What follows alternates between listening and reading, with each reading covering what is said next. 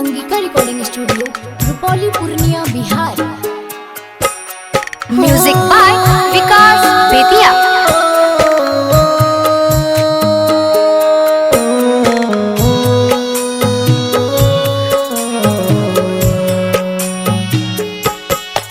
हे गई मंगिया भराई जई भी देखली है घुर के।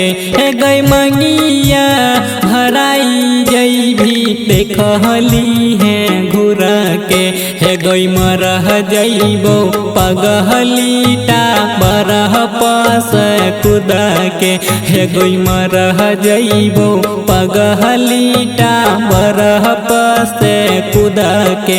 हे गई मंगिया भराई जई भी देखली है घुर के।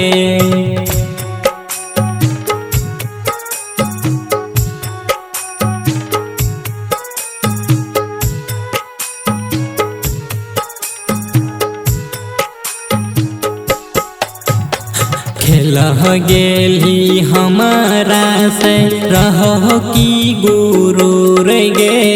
ये कह पल नहीं रही हमारा से दूर गे।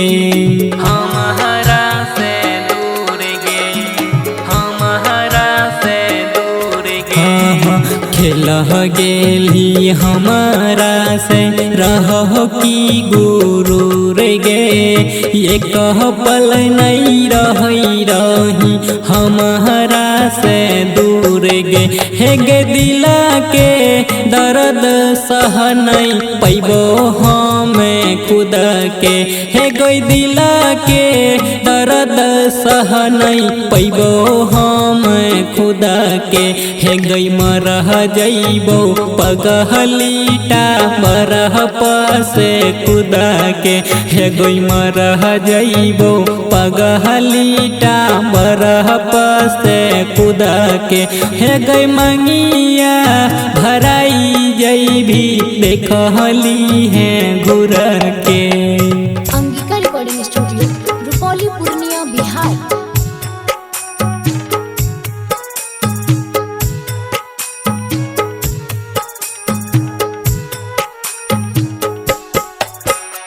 Music by Vikas Bettiah.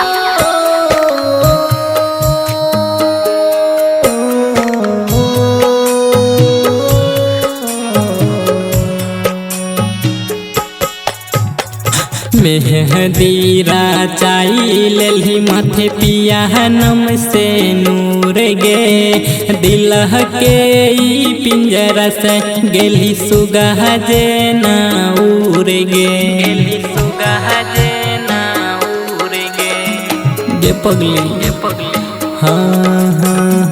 मेहदीरा चाइल माथे पियानम से नूर गे। दिलह के ई पिंजरा से गेली सुगह जे ना उड़ गे। पिलाई दी है पानी अपन हाथ जाना खुद से। पिलाई दी है पानी अपन हाथ जाना खुद से। हे गई मरह जइबो पगहलीटा बरह पास कुद के।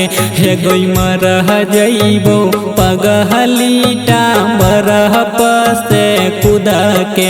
हे गई मंगिया भराई जई भी देखली है घुर के। देखली है घुर के।